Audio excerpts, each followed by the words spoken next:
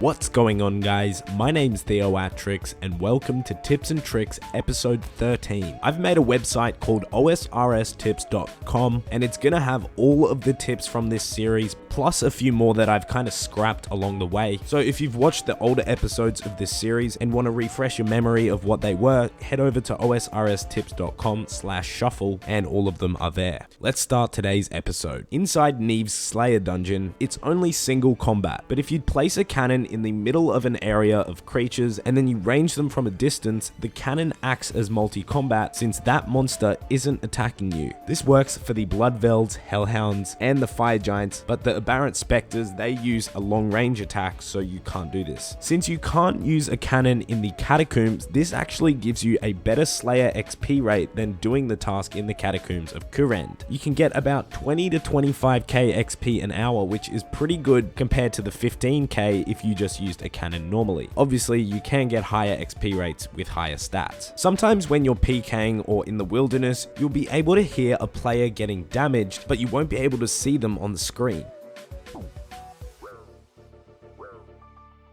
When you can hear those noises, it means that you've damaged someone and now they're getting attacked by someone else, but you've still dealt more damage than that person. So whenever you hear that sound, always check your chat box, because if that person dies, it's your loot. That noise confused me for a really long time and I'm sure other people have heard it too, but once I got a kill after hearing the noise, it made sense. If you have a lot of uncharged amulets of glory lying around in your bank, you can buy a charged Dragonstone jewelry scroll off the Grand Exchange for under 500 coins.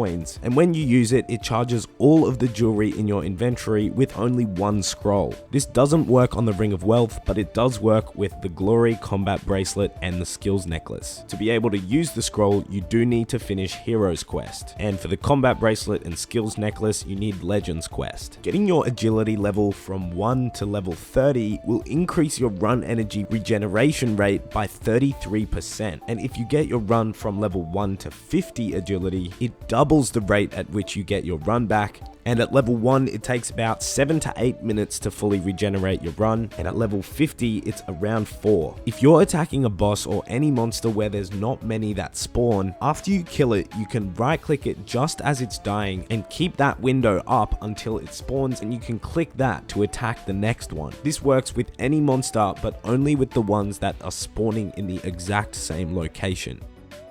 For anyone that uses OS Buddy still, you can hold Ctrl, Alt, and Shift and then click the left or right arrow keys and it hops you to the next or previous world instantly. That's really good, especially if you're in PvP. You don't have to move your mouse at all, you just have to press those 4 buttons and you'll instantly get out of that world.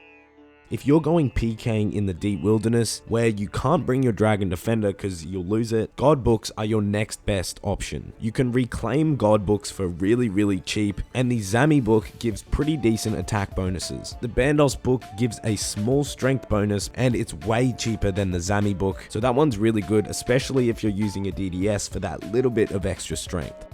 Sometimes you might find it a bit annoying to organize your bank when you're doing different skills that require banking pretty often. What I do, and I really recommend for you to do, is use the last tab in your bank for whatever you're specifically training. And when you're done using the items in that tab, remove them and make it an empty tab until you choose what to train next. The Winter Todd actually damages you based on what energy percentage is remaining. After about 50%, the amount of times it damages you drops a lot, but then once you're at 20%, it hits you about once a minute, if not less. So that wraps up Tips and Tricks episode 13. Since I've settled in and fully moved into my new apartment, I'm gonna be live on Twitch a lot more now. So if I'm live right now, you'll see in the bottom left of your screen that there's a little pop-up that says I'm live, but otherwise you can follow me on Twitch to see when I'm streaming next. Be sure to subscribe with notifications on if you want to keep up to date with this series. Episodes come out once a week, usually on a Wednesday or Thursday. So yeah, anyways, thanks for watching and I'll see you next time.